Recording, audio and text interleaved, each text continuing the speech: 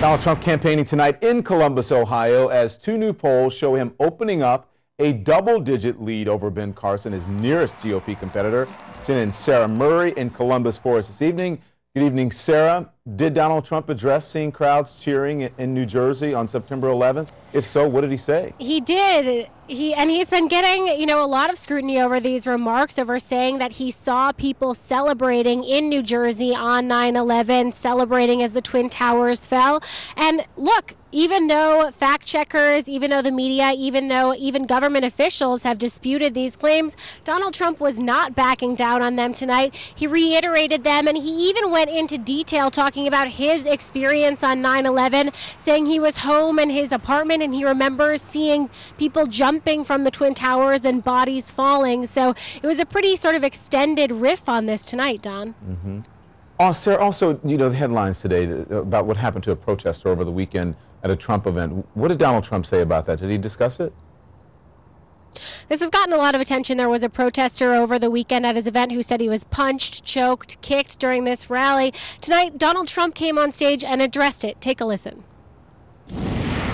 2 nights ago, we had a phenomenal room just like this, and the place was packed. And we had one protester in the very back, and he started screaming and yelling, and really was very badly, it was terrible, actually. But security, nothing to do with my security, it's the local security, the convention center security. They took him out. The cameras never moved. I said, show the crowd. The cameras stayed. Just now they stayed the same. They never moved. They don't do it purposely. I figured maybe they weren't adjustable. But as soon as this guy was taken out, all of the cameras were right on him. They were right on him. They were following him right out the door. And then they said he got treated rough. First of all, it wasn't my people if they treated him rough, but he was really misbehaving badly. It's one of those things. So you can see there Trump not denouncing any violence that came from the crowd, but just saying, look, it wasn't me, it wasn't my guys. And it was interesting talking to some attendees here tonight. They felt like the story was totally overblown. Many of them didn't even believe that the protester actually faced any threat or any violence. Don? All you have to do is look at the video. It's everywhere. Thank you, Sarah. Joining me now is Hugh Hewitt. He's going to be one of the panelists for CNN's GOP debate. That's on December 15th. So, Mr. Hewitt, first your reaction to Trump saying that he saw thousands of Muslims in New Jersey celebrating on September 11th. Well, I asked George Pataki today on my show, Don, if he recalls that, and he does not, and no one has yet been able to find any video footage. I was on the air 6 to 7 hours that day. I don't recall it. I do remember jubilant crowds. I think it was in Gaza, but like Mrs. Clinton remembering being under fire in Bosnia or trying to join the Marines. Don't deflect. People remember what they want to remember. Let's discuss this. I am. Oh, I'm talking about memory. You're better I'm talking than about that. memory. You're better than Mrs. that. Clinton remembers being under fire in Bosnia. But what does this have to do with Mrs. repeatedly Clinton? ask her about that. We're talking about Donald Trump. It goes to memory. We're talking about Donald Trump. We're not discussing that. You're deflecting at this point. And I respect you. I have you on the show all the time. But let's discuss this. I'm making a point. Okay. Here's my point. Go ahead. Today, Glenn Kessler in the Washington Post published a big fact check of Donald Trump. It was originally wrong because there were some reports of at least some people jubilant over the attacks in New Jersey. The fact check by Glenn was wrong. John Hinderaker at Powerline called it out. I don't remember it. No one else can find video of it. But Donald Trump can remember what Donald Trump wants to. Ben Carson walked it back today. I'm not saying it's true. I'm saying that the media has a double standard when it comes to Trump to try and track down and get him on every single detail. But this was my next question. They don't understand him. This is my next question. If listen, let me just give you that. I'm not saying it's true. Let's just say the mainstream media is, somehow biased against Donald Trump. Again, I'm not saying that that's true. But wouldn't someone be able to produce the video or show some sort of evidence? The fact that no one can show evidence that this is, it doesn't mean that there's some mainstream conspiracy. It's just about the truth. That's it.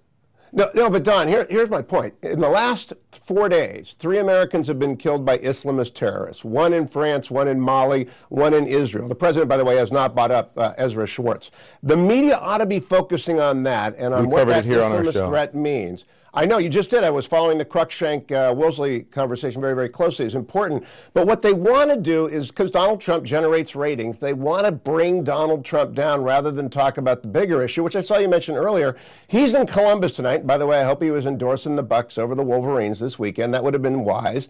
But the bigger story is what's he saying about the Islamist threat in the world, not what he remembers, because you can remember something wrong. I don't think it happened. I have seen no evidence that it happened other than the Washington Post account from 2001 that said that it occurred with some people that appeared to be tailgating. It's a convoluted thing, but I don't think it happened. Nevertheless, let's move on and move to the fact that 3 Americans are dead, 180 plus Frenchmen are dead, 500 are wounded, Brussels is locked down, Mali is under attack, Israel's had a series of terrorist attacks, and the media wants to go after Donald Trump on something he remembers? Well, Donald Trump is, listen, Hugh, with all due respect, Donald Trump is running to be the leader of the free world. And what I'm saying here is if Donald Trump brings ratings, as you say, then why would the media want to bring him down? What's in it for the media to bring down someone who brings them big ratings? Oh, they just pay attention to whatever he has to say. All I'm asking for is when Hillary Clinton remembers being under sniper fire in Bosnia, or when Hillary Clinton remembers trying to join the Marine Corps, that as much time is spent on her unusual memories as are spent on Donald Trump's unusual memories. Yeah. Because what the media is not doing is applying the same level of scrutiny to Democrats as they are to Republicans. And I just want that to level out, Don. That's just got to level out. I do remember, Hugh, 15th. I covered the last election, the last 2 elections, and this election very closely right here on CNN, and I remember a big deal was made about Hillary Clinton and the helicopter and all of those issues. We covered that ad nauseum. That was part of the last two elections. No, this is fact checkable. Do you think you spent as much time on I don't know that. I covering Hillary on Bosnia? I'm not a fact checker, but I do know that it was covered. So let's move on. Let's move on. Let's talk. Okay. Do you think that this is going, because Donald Trump is at the top of the polls, followed by Ben Carson. Do you think that this is going to affect them negatively at all? It doesn't seem to affect Donald Trump at all.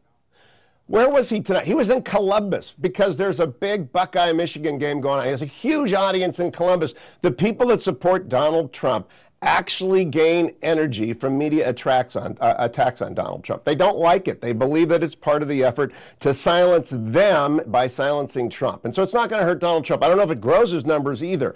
I see a race right now with the top tier being Trump, Carson, Rubio, and Cruz, and then another tier there with Chris Christie, John Kasich, Jeb Bush, and Carly Fiorina, and then the rest of the gang.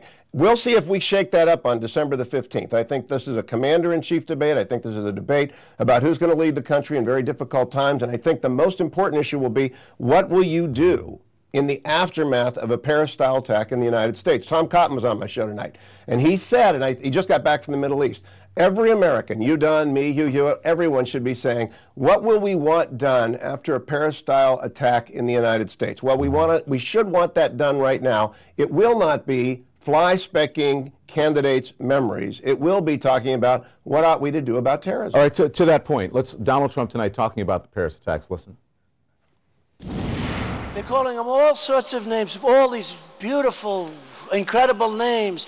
The word I hear more than any other name is mastermind. The mastermind. I called him the guy with the dirty, filthy hat, who's a semi-thug. He's nothing. He's nothing. But I watch the news, and I see, and actually he treats me nicely, so I'm not going to say anything badly. One of the few anchors actually treats me. But he's talking, the mastermind is being hunted right now. They're trying to figure it out. You know, he's a brilliant, brilliant young man. Brilliant. He dropped a couple of kids into a room, and they started shooting people indiscriminately. There's nothing brilliant. People are scared. Does that help Trump? I think that talking about it at length and being open to people following his conversation does help Trump. We have not seen Mrs. Clinton. All we've seen the president do is attack Republicans. We have not seen the president try and rally the country to the threat. We have not seen the president call up our Sunni Arab allies and ask them to join a coalition. I've had 12 interviews with Republican candidates since Paris, each one of which more serious and in-depth than anything the president has said about what to do about this threat. They disagree, by the way, about whether or not we have to ally with Putin or not to ally. The president is silent. Mrs. Clinton is hiding. Donald Trump is winning votes because he is talking about it in terms that the average American voter understands. Now, some people will be repulsed by it, obviously. But the important thing is that Republicans are talking about the president's failure. Don, this is a 5-word presidency right now. Leading from behind, JVs, contain. The president has been wrong from day one about this threat. He is wrong tonight. He remains wrong. His policy has failed. And Donald Trump is just the most popular person right now talking about that failure, but all the Republicans are talking about that failure, and it's a failure that Hillary Clinton owns. In fact, I just heard Paul Cruikshank mention Libya. Do you know that Libya is now the second largest ISIS stronghold, and that's Mrs. Clinton's calling card? As he was reeling off, talking about that. As he was reeling off all those areas that ISIS was gaining a stronghold, it did make me a little bit nervous. But I have to say, you know what? People can learn a lot from you because you stay on message. But this is the way you have a discussion or a disagreement. I appreciate the conversation, Hugh Hewitt. Thank you for coming on. As I always do with you, Don. Thank you. All right, I'll see you soon. Coming up.